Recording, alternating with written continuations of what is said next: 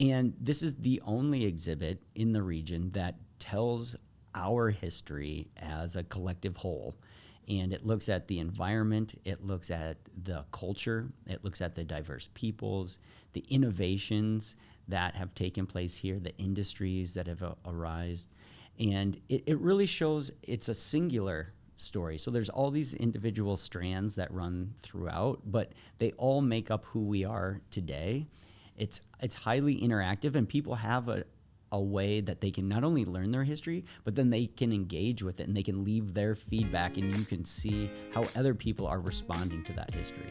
This episode of The Sponge Show is produced and distributed by Be Connected, a social media management firm in Northeast Wisconsin. Hello and welcome back to The Sponge Show, where we are here to listen and absorb and learn stories from people in our community, people that we work with, and leaders around the area that we can be sponges to absorb their stories, their strategies, the stuff that they have going on, and just essentially become better people and better leaders and better people within our community as well, as we learn from one another. So today, I have an awesome guest with me today, Dustin Mack. You want to introduce yourself a little about yourself and your role and who you're with and everything like that? Yeah, thanks, Brad. So I'm Dustin Mack. I'm now the executive director of the History Museum at the Castle here in Appleton. I was chief curator for the past 7 years and have just assumed the role as executive director as of January 1st. So it's a new role, same organization, but I'm really excited about the prospects of what can be done at the History Museum and continue to grow in this field as a museum and as a community. So you said now executive director, and that is taking over a role that's been filled by your predecessor for quite a number of years, right? So how did you end up getting to where you're at now? Yeah. So Matt Carpenter had been the executive director at the History Museum. He decided to retire, and the board of directors came to me and knew that I was looking for a new challenge and thought that I would be a good candidate to take over as executive director. It's important in a community like this to not only know the history, but you know the community partners and you know the institution's strengths and weaknesses, right? And so having somebody that has kind of gone through that learning curve already gives you a leg up rather than going to an outside candidate or something like that. So why history? You know, as you're a young guy, right? Coming up through the ranks within the History Museum and have been there for several years now. And why grow within leadership of history within Appleton? Yeah. So for me, learning history helped me understand the world around me in the present in a way that I didn't learn from any other subject. So as I got more into history, going through high school and then eventually in college, taking history classes helped me understand the world as it currently exists in a way that I couldn't fathom before. So I understood racism in a different way. I understood the expansion of the United States across the continent in a new way. I understood the economics of our country and how things came to be. And that to me was just fascinating, and it helped me gain a better sense of who I was in that world and what my role to play was. So in coming to the museum, I love this position because it helps me try to do the same thing for other people, right? Through history, we can help other people understand the world around them and their place a little bit better. And having so many visitors come through the doors at the History Museum every year is a great way to help influence them and help educate them on the history. And Appleton and the Fox Cities in general has a very interesting history. There's a lot of colorful characters, a lot of diverse industries, and these stories are just endless that we can tell. And all those stories help us understand how we got to be here and who we are today. So obviously we're known as the Paper Valley, the Fox River Paper Valley. People don't really know what to call it. Fox Cities, Fox River Valley, Paper Valley, you name it. Thus, people associate this area primarily with paper, right? The history of paper and everything like that. But there's so much more than that, as you were just talking about, like diverse backgrounds, colorful characters, things like that. Can you shed some light on like what is this area known for beyond paper? Yeah, that's a big question. So, it might put you on the spot a little bit, but if there's an identity, I mean, paper is like part of our identity, which has seen a resurgence with packaging and things like that. But if this area is built on so much more than that too, like what kind of things can we learn about our present tense, based on our past? One of the things that's striking about this area is that in the Fox Valley, people have always been open to and adapted new technologies and new ideas.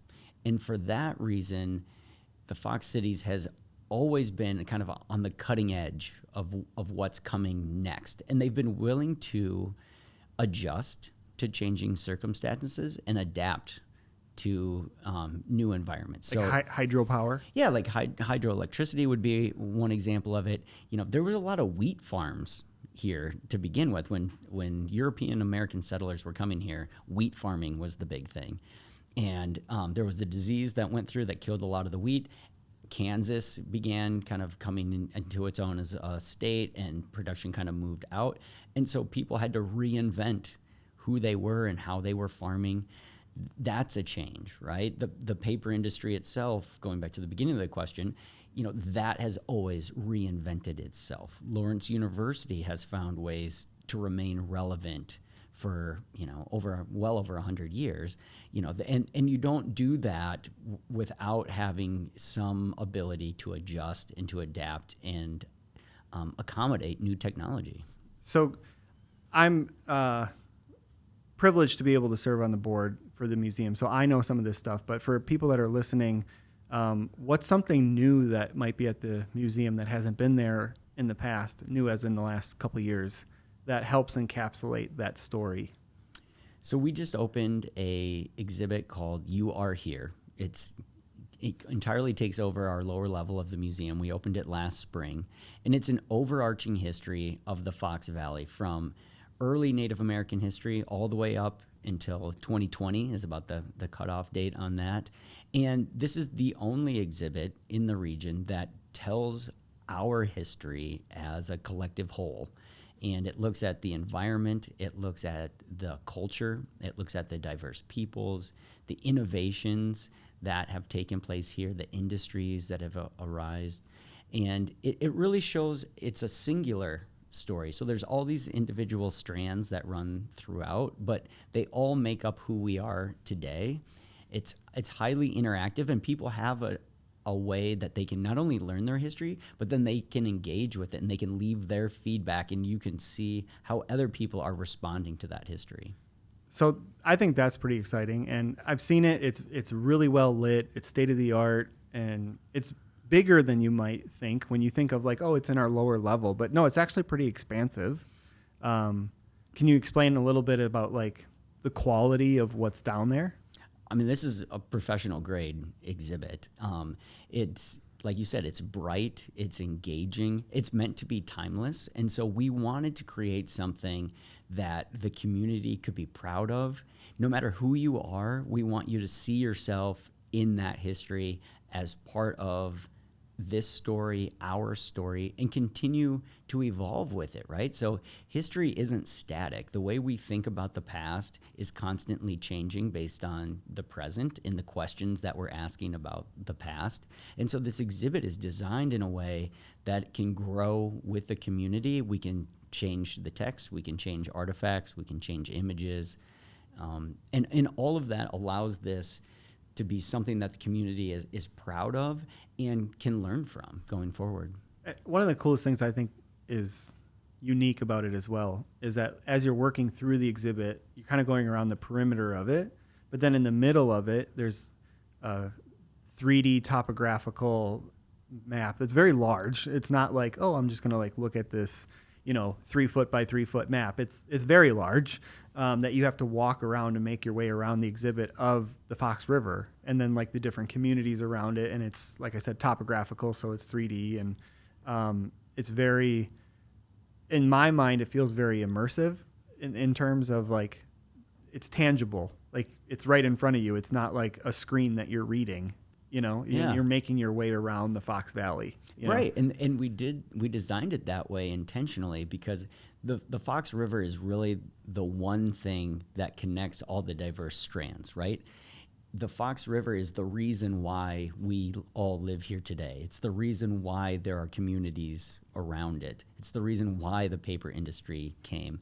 And so we felt it was critical that the Fox River be the centerpiece of that whole exhibit. And the topography of the area matters, right? The fact that the Fox River drops to such a large degree as it goes north to Green Bay, which is highly unusual, is a story that needs to be told. And we know these things, right? Like we can read it in a book, but seeing it on that map and watching how the water drops as it goes to Green Bay really helps us understand all those different strands of history and why it connects back to the river. All right, so looking towards the future of the History Museum and the Fox Cities and everything like that, what is on the horizon as far as what we can be excited for as a community of what's possible in like the downtown area? And I'm kind of lobbing you a softball here, but what is possible of how museums could work together, and some things that are moving behind the scenes? So there's a shift in the landscape of museums in the Fox Valley. So we know that the Atlas Science Center, formerly the Paper Discovery Center, has closed. Their mission has kind of ceased to exist at the moment. There's a lot of uncertainty about the future of the UW Fox Cities campus and what that means for the Barlow Planetarium and the Weiss Museum. And one thing that the History Museum has been working on behind the scenes is kind of trying to preserve those assets for the community. So the fear is that with the failure of these museums, or the uncertainty behind them, that they will be lost as a community asset, which would be a terrible thing for all of us. And so at the History Museum, we began thinking about what can we do to try to be of best service for the community, because that's ultimately what our mission is, right? We're trying to preserve the history and educate people. So how does our role as a museum play into what's happening to these other organizations? And what we've come up with is kind of a plan to try to consolidate and preserve those organizations and their missions as best we can at the History Museum. And there's a tremendous upside to that. So in the early 2000s, there was kind of a proliferation of new museums in the Fox Cities. And what that did was it kind of divided our resources as a community. And it made it hard for visitors to know where to go. And not only new museums, but spread out. Yeah, very spread out. They were spread out throughout the Fox Cities, and they weren't direct competitors by any means. There was a lot of collaboration that went between them, but the philanthropic dollars that is needed to go to support those organizations then got divided. The visitor numbers that would go to support those organizations got divided. So if you think about, like a field trip. Yeah, like a field trip, or you have visitors to come to town, right? Like, where's the one place you would tell them to go? It's kind of hard, right? Yeah, you could go here, you go here, you go here, and not one like staple thing. Like you can't go there without going there. Like Yep, exactly.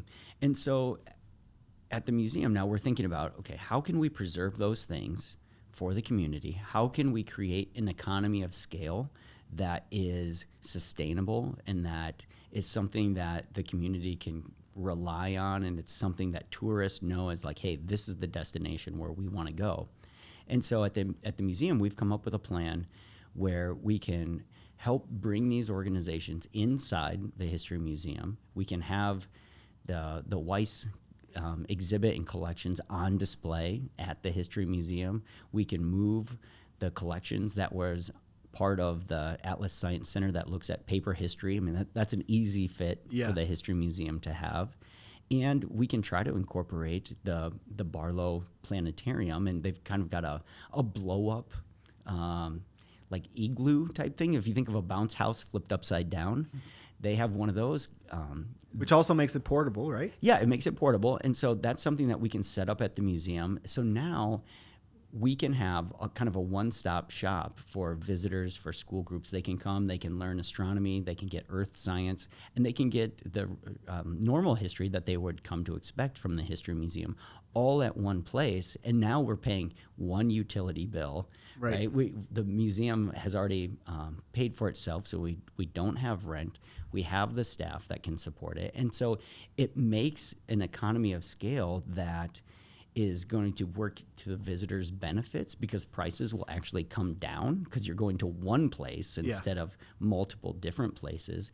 And it's something that we can really promote within the community as something where visitors know, like, this is the spot where you need to go and you can see all these things about our community. And one of the really cool things I think is to note for young families and schools and things like that is that, part of the You Are Here exhibit improvements that have happened. So you got the history of the Fox Cities and everything like that. But then if you work in some of this natural history, right? So some of the stones, gems, all that kind of stuff, plus space exploration and things like that from the Barlow. There have been some spaces created that are like rooms for learning that you can then create programming around a variety of topics because of the resources that you have, because of consolidating, space and, the universe and everything like that with natural history and of our, the rocks and the formation of our area and everything like that. And then you have paper and industry and people and culture and everything like that. And you have it all there. So then you can use these educational spaces very flexibly to create really dynamic environments for kids. And we can hit on all the topics that they need to do in order to meet the benchmarks that the state and the federal government has laid out for them for educational purposes, right? Like, now you can get that field trip and you can have math, science, you can get your STEM, and you can get your social studies and political science all in one field trip location. And like you said, we have flexible education rooms where we can tailor programs to, a school's specific interest, or, if the Boy Scouts come, they can have a program that's delivered specifically for them on a given topic, and yet still explore the rest of the museum and take in all that we have to offer. Yeah. So I don't work at the museum, so I'm going to throw this out there and you can say whatever you want about it, but this is just my take and my opinion. I would love to imagine a time. It gets me really excited to that a school group or a traveling group of if their adults are here for a convention or they're here for a Packer game or whatever, lifelong learners, right? Gets dropped off on that end of College Ave. And this is well into the future, because this would require, capital campaigns and consolidation of assets and all that kind of stuff. And throughout the day, they can visit the Barlow, which has been repositioned, newly constructed, whatever. And there's gemstones and minerals and all that kind of stuff there. You've got, not part of the Barlow, but part of the museum. You have the history of the Fox Cities. You got some programming going on with some of the exhibit space, some traveling stuff. And then you also have across the street the trout and the arts and, art exhibits and stuff like that, all within a block. And to me, that feels very exciting, because then you have now created an environment where if you're from out of town and you're visiting, you can't really go there without going to that block. That's right. We can create a museum campus. So right. With this consolidation, the goal would be to have it all inside the History Museum at the Castle as it exists currently, with the plan of being to expand and to build on to the castle. So we can build a planetarium, we can add additional gallery space or educational space that we need, and then we're an anchor on the east side of College Avenue next to the Trout Museum next to Lawrence University. City Park. City Park. So there's all kinds of collaborations that can happen between those organizations on that side of town, and we become a cultural destination, right? For not only for Northeast Wisconsin, but for Wisconsin in general. And this is a place that can be attractive to employers, right? If you're an employee, you're coming to this area thinking about taking a job. This is a tremendous benefit. You think about the arts and culture that you can get or you can bring to your family. These are selling points for employers to recruit new employees. These are tools that can help us educate our children now and the workforce and, entertain ourselves as we learn, all in one kind of section of town. Yeah. Well, thanks for laying out a vision, and the role that you're in is going to put you in a very unique position where you can help bring a lot of this stuff to life. And I'm excited to see where this goes, and I'm excited to see what the potential is for the community just by bringing resources together that are already out there. They're already in the community, and frankly, we're at risk of losing. But I'm excited for, if we do it the right way, what it could become. Very cool. I think one of the a big misconception out there is that history is kind of like stale and static. That we're just going to sit here and then look at the past, right? But with the new exhibit that you have, and then some other things that are going on in the community, what is some momentum that you have to look forward to for the future? Obviously, some things you can't disclose if it's like in the works, right? But what are some things that are going on right now that are things to get excited about with like momentum and things to get interested for your family or your school or anything like that? So the History Museum partners with over 200 organizations every year. And so there's always new ideas, new energy, new projects that are coming to light. And we just completed one for a new pop-up exhibit called Our Afghan Neighbors. And we partnered with World Relief to interview Afghan refugees who had to flee their country to find safety in the United States after partnering with the United States and our allies for sometimes over 20 years in Afghanistan. And so we're able to tell their stories and show how, they are new to our community, but they are now part of our community. And there's a growth that can happen there. So that's one example. We've also partnered with a number of elementary schools this year that have memberships at the museum. So that means that because of the generosity of some donors, they can have unlimited field trips for their school to come to the museum. All those kids are honorary members at the museum, so they can come to the museum whenever they want outside of school hours for free. And those are all ways that we can kind of keep learning and build museum goers into our community, because this is a lifelong pattern that we're creating. And if you're going to a museum as a young child, you're more likely to do it as an adult and continue to learn and be a sponge and grow, which is what, theoretically all adults are trying to achieve, right? Well, not all of them. Well, you'd hope. I would say the people in our circles, yes, Sure. But maybe not all of them. And also pretty exciting. I know it's a different organization, but I think it's pretty exciting that the Trout Museum is moving right across the street. And I know that it's like, one, they serve two different populations, one with art and one with history. But if you're a visitor in this area, I think it's pretty intriguing and really cool that if you go down to the end of the street down here right as you get to Lawrence, you have you can spend a couple hours here and a couple hours there, and you can get a very big picture of arts and culture of our area. It's going to create a lot of opportunities for the History Museum and for the Trout Museum to collaborate and work together. It's going to be very convenient for our visitors. And we're in the process of working with Lawrence University on partnerships between the History Museum and the Trout Museum, and there's a great collaboration that's forming there, and it will take shape over the next year and will continue to grow after that. But that's something that I'm really excited about, and I think can be, help grow and create a real foundation for kind of the arts and history community here. So you're new to the role, not new to the organization, but new to the role. What are you pumped about? What are you excited about? Like, what are you working towards? What gets you going? I'm excited about what's possible in this community. So like I said, there's an endless supply of stories that we can tell about the past, and it's really a matter of what stories do we want to tell and how do we tell those stories. The one thing that the History Museum has been very good at over the years is telling kind of uncomfortable histories, the types of things that you would maybe shy away from, or you get a little bit worried about offending somebody and telling the story, or it's a darker part of our past, right?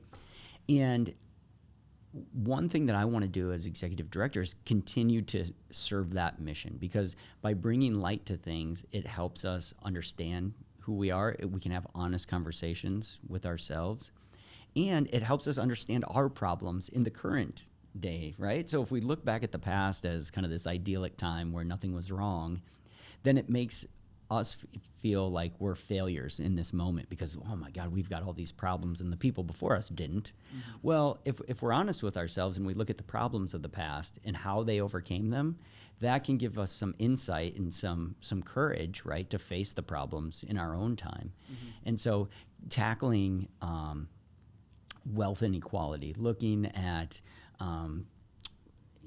labor relations, that sort of thing is an area that the museum is going to really focus on and try to grow in the future. I love that. And there was a big sports speech from the early 90s from Jimmy V when he was accepting his ESPY award, where in the speech, it's one of my favorite of all time. And in that speech, he talks about, like, if you focus on three things, you focus on where you came from, where you are now, and where you want to be. And a lot of times when people think about where they came from, you look at like what you're proud of or what you want to carry through or what you want to keep going and all that kind of stuff. But in order to look at where you are now and where you want to be, you also have to look at the hard stuff, the stuff you're not proud of, yeah. The stuff that you need to learn from or never let happen again. And that's all part of history, right? I mean, you look at like Americans and slavery and things like that. Like, if you don't understand the past, you'll never be able to, chart a course for the future that you can be proud of in the future, right? 100%. I mean, you look at the founding fathers; they're held up kind of on this pedestal in American history, and they had a lot of great qualities. They had a lot of good ideas, but they were flawed individuals. A lot of them were slave owners. A lot of them, had bad ideas on this and that and the other thing. And by looking at kind of all of that, then we can grow as a society, just like we would do as an individual. If you have a failure as an individual, you reflect on what you screwed up. And it's more important to look at what you screwed up and reflect on yourself than it is on what you did well, so that you can improve going forward. History to me is much the same. So, as you know, the mission at the museum is creating lifelong learners, right? So if you had an invite to the audience to come experience something or something they might not have seen yet or subject to yet, or they haven't checked out the museum, what would you leave them with? There's so much to this history, and the museum has a ton to offer. So we can talk about local history. We're probably most well known for our AKA Houdini exhibit. Houdini is endlessly fascinating. He is something that is a continuous draw for people from all 50 states. Every year, people come to visit and mostly see Houdini. And right now we have a great traveling exhibit called Nature All Around Us that looks at how nature influences our urban environments. We don't need to go to a national forest or go to a state park to experience nature. If we're patient and we're willing to look around, it's everywhere, all around us, every day. And this exhibit helps drive that home. That's awesome. Well, Dustin, thanks for being here. If you want to learn a little bit more, we'll provide some links and ways for you to get in touch with the History Museum at the Castle, downtown Appleton. Otherwise, feel free to give us a subscribe. You can get the episodes either in your social feeds or your inbox or anything like that. Dustin, thanks for being here, and we look forward to see what's in the future for the History Museum. Thanks, Brad.